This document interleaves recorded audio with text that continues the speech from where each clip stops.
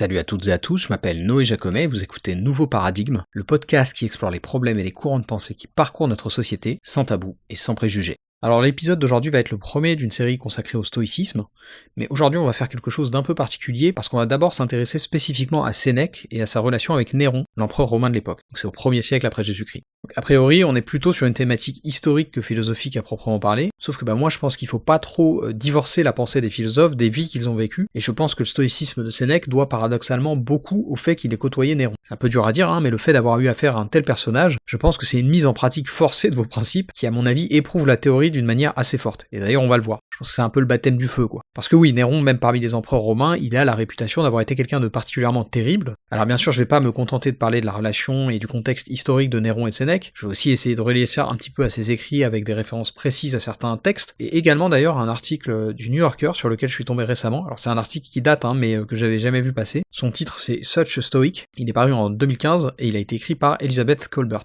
Cela étant dit, avant de parler de leur vie respective, il me semblait important de vous donner quelques éléments de contexte historique. Donc Sénèque, il est né en -4, on n'est pas tout à fait sûr, mais à 3 ou 4 ans près c'est ça, et il est mort en 65, et Néron pour sa part il est né en 37, et il est mort en 68. Donc là on peut noter deux choses, déjà que Néron est mort très jeune, début de la trentaine, et on peut noter également qu'il y a une bonne différence d'âge entre les deux, ce qui nous amène à leur relation précise qui était qu'en fait Sénèque a été le précepteur de Néron. C'est même grâce à l'obtention de ce poste qu'il a pu revenir à Rome en 49, puisqu'avant ça il avait été exilé en Corse du fait d'accusations d'adultère sous le règne du père adoptif de Néron, l'empereur Claudius. Ça c'était en 41, sachant donc qu'avant le règne de Claude, Sénèque avait notamment été sénateur sous l'empereur précédent, Caligula. Mais donc revenons-en à ce qui nous intéresse. En 49, Sénèque, qui dans sa jeunesse avait été formé à la logique, la rhétorique et la philosophie, est rappelé à Rome pour devenir le tuteur du jeune Néron, et visiblement ce retour est notamment dû à l'influence d'Agrippine, qui était la nièce et la femme de Claude, oui, et qui était également la mère de Néron. Et visiblement celle-ci avait insisté pour rendre à Sénèque son statut, et même pour l'élever d'ailleurs par le titre de ce qu'on appelle un préteur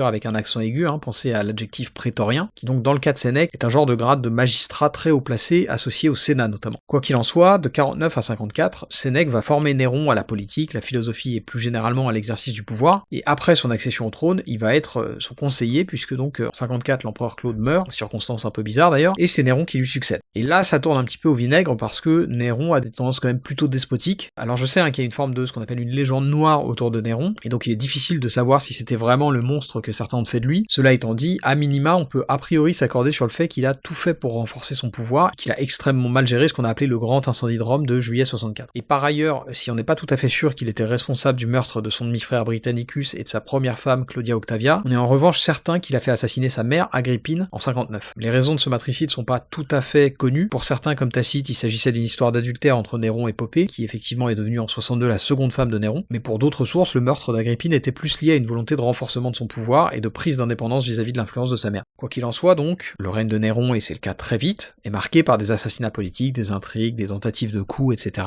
Et j'ai un extrait de l'article du New Yorker à vous lire qui résume un peu tout ça, et en particulier le début du règne de Néron. Alors évidemment c'est compliqué de savoir à quel point c'est romancé ou pas tout ça, mais ce qui est sûr c'est qu'il y a des gens proches du pouvoir qui sont morts à l'époque et que le malheur des uns fait parfois le bonheur des autres. Je vous lis un passage de l'article traduit par mes soins.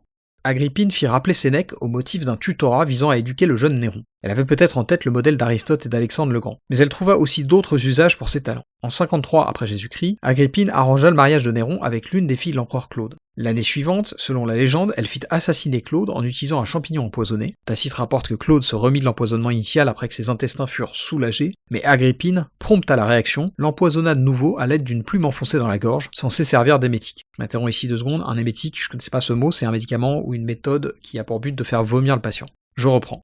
Quelques heures après la mort de Claude, Néron prit le pouvoir dans une allocution adressée à la garde prétorienne. Le discours, qui promettait aux soldats loyaux une énorme prime, fut écrit pour lui par Sénèque. Fin de citation.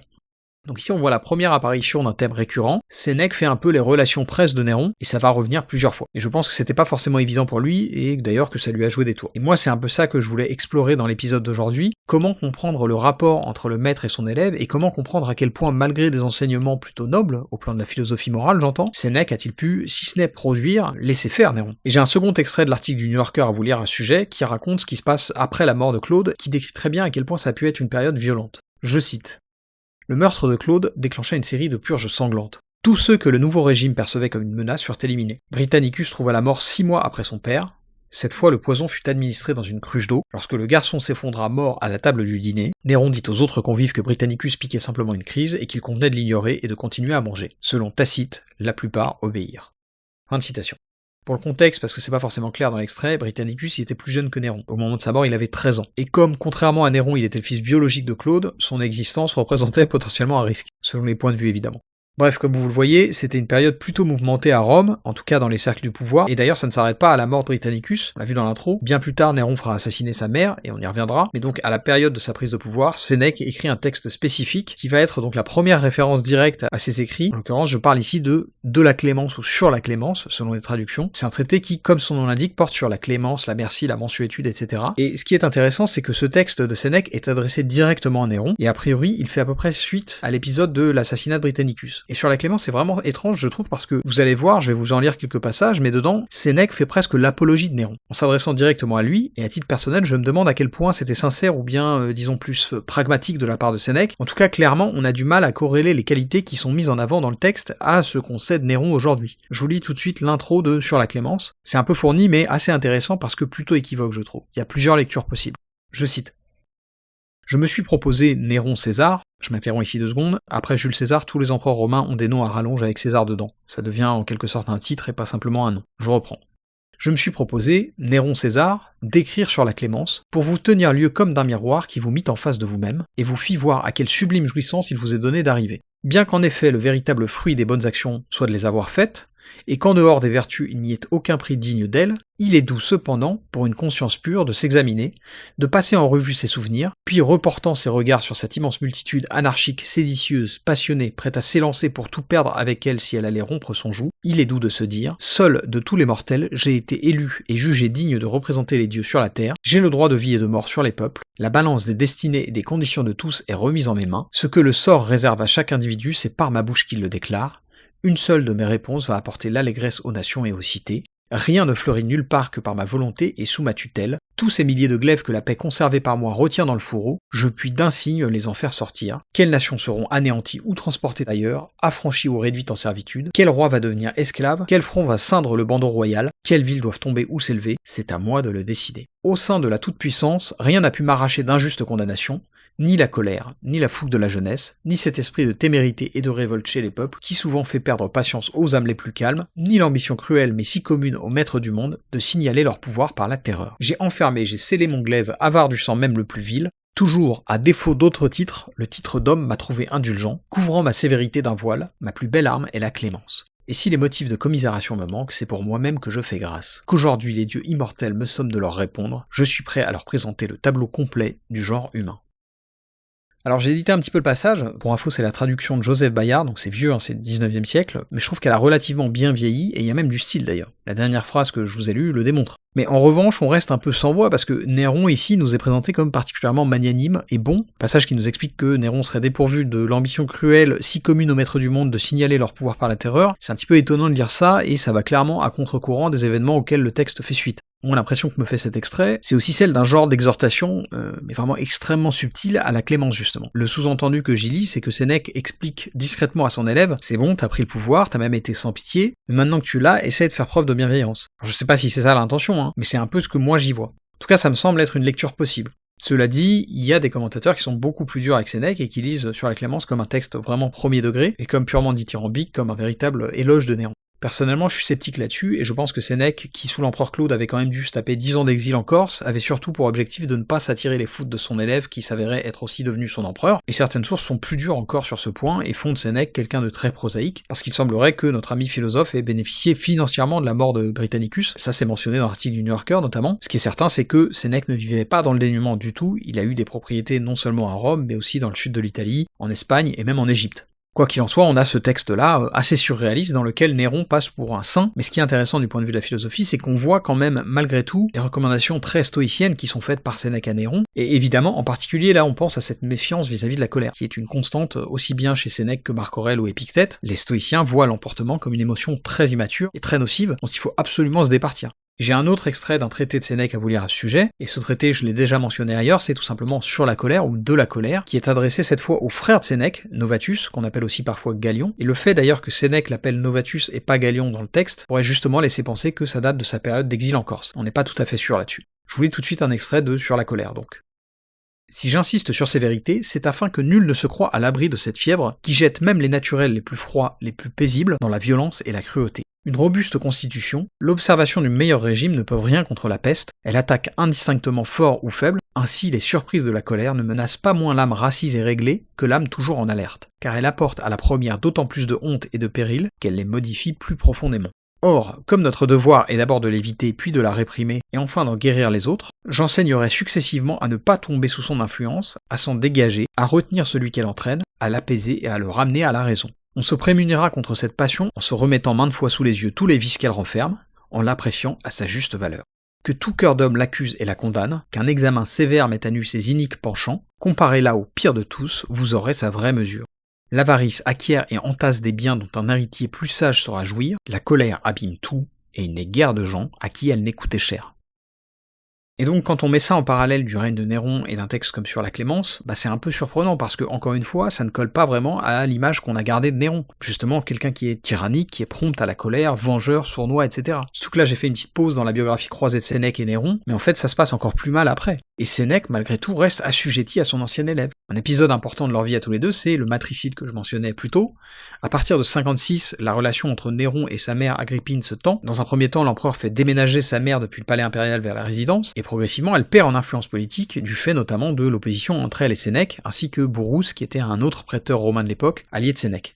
Bref, petit à petit elle est éloignée des cercles du pouvoir, et sa relation avec son fils se passe visiblement assez mal. À tel point que, et là c'est compliqué de connaître la vérité historique, mais donc en 58, Agrippine meurt à la suite d'un naufrage maritime, qui en fait aurait été un sabotage voulu par Néron, sachant d'ailleurs qu'elle aurait survécu au naufrage et qu'elle aurait été tuée après coup par des assassins envoyés par Néron pour finir le boulot. Alors les versions diffèrent d'un auteur à l'autre. Pour Tacite, Néron n'a fait qu'une tentative avec ce bateau piégé, alors que pour Suétone, avant ça, Néron aurait essayé de l'empoisonner à plusieurs reprises et aurait même fait aussi saboter le plafond de sa chambre pour qu'il s'effondre sur elle, sans succès. En revanche, l'un comme l'autre raconte bien l'histoire du bateau voué à couler, auquel elle aurait survécu avant de se faire exécuter par des hommes de main. Dion Cassius, qui est un historien plus tardif, semble aussi s'accorder là-dessus. Quoi qu'il en soit donc, Néron fait tuer sa mère, et après ça, une nouvelle fois, il demande à Sénèque de s'occuper des relations publiques, et donc le narratif qui est privilégié à l'époque, et Sénèque envoie une lettre au Sénat à ce sujet, c'est que Agrippine aurait conspiré contre son fils, et tenté de le renverser, mais qu'une fois ces machinations connues de l'empereur, elle aurait préféré se donner la mort, et le naufrage de son bateau ne serait qu'un signe de plus de sa traîtrise et de la colère divine suscitée par celle-ci. Donc une nouvelle fois, Sénèque est amené à légitimer les actes violents de Néron pour consolider son pouvoir, et moi c'est peut-être ça que je retiens à ce sujet, le côté corrupteur du pouvoir. Alors c'est un lieu commun bien sûr, tout le monde sait que le pouvoir, l'influence et l'argent sont des facteurs de corruption, mais je trouve que c'est particulièrement criant et même triste quand on voit ça appliqué à quelqu'un comme Sénèque,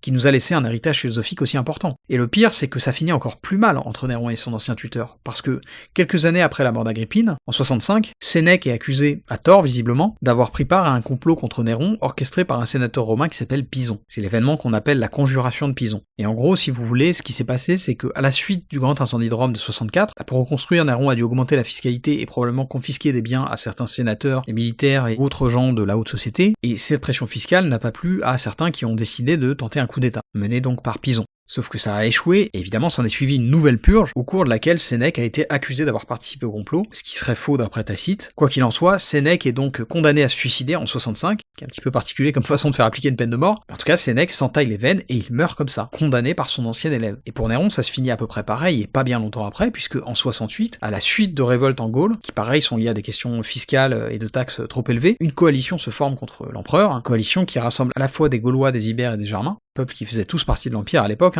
mais qui ont saisi cette occasion pour se rebeller contre leur maître. Alors ça dure plusieurs mois, mais au final cet épisode se conclut par la mort de Néron. On sait pas très bien s'il s'est suicidé ou s'il a demandé à un de ses hommes demain de l'exécuter. En tout cas, sachant que la rébellion avait gagné Rome et sentant que la situation était en train de lui échapper, Néron met directement ou indirectement fin à ses jours, et ainsi s'achève donc son règne, alors qu'il n'a même pas encore 31 ans. Et on a donc là le portrait de ces vies croisées de Sénèque et Néron, et comme je vous l'ai dit dans l'intro, ça me semblait important de commencer cette série sur le stoïcisme par ces considérations biographiques, parce que je pense que ça permet aussi de comprendre l'intérêt pratique qu'a pu avoir le stoïcisme pour Sénèque. Parce que la grande force de ce courant philosophique, c'est de nous aider à surmonter les épreuves, et c'est en ce sens qu'il s'inscrit au moins partiellement dans le courant qu'on appelle le démonisme, qui vise à faire de la philosophie une vraie mise en pratique de préceptes qui nous permettent d'approcher le bonheur. Et pour conclure l'épisode, je voulais vous lire un dernier extrait de Sur la Clémence, qui me paraît presque plus ironique que le précédent quand on a en tête les éléments biographiques qu'on vient d'évoquer. Parce que ici encore, on découvre, en tout cas à mon sens, un Sénèque qui essaie très discrètement, très subtilement d'exhorter son empereur à la mansuétude, y compris d'ailleurs en tentant de faire appel à sa raison, mais sans succès quand on connaît la fin de l'histoire. Vous allez voir que le passage sur les rois qui vieillissent en paix est particulièrement aigre vu comment le règne de Néron s'achève. Je vous lis tout de suite cet extrait qui servira de conclusion à l'épisode. Je cite. « Grâce à vous, ô Néron, Rome est pure de supplice, et votre belle âme a pu se glorifier de n'avoir pas versé dans le monde entier une goutte de sang humain, chose d'autant plus grande et admirable que jamais le glaive ne fut confié à de plus jeunes mains. La clémence, revenons-y, ne donne pas seulement de la gloire, elle est aussi une sauvegarde. C'est l'ornement de tout empire et en même temps son plus sûr appui. Pourquoi en effet les bons rois vieillissent-ils en paix et transmettent-ils le sceptre à leurs fils et à leurs petits-fils, tandis que le règne des tyrans est aussi détesté qu'éphémère? Par quoi se distingue le tyran du bon roi? Car en apparence leur fortune, leur puissance est la même. N'est-ce pas que le premier sévit par plaisir, le second seulement par justice et par nécessité?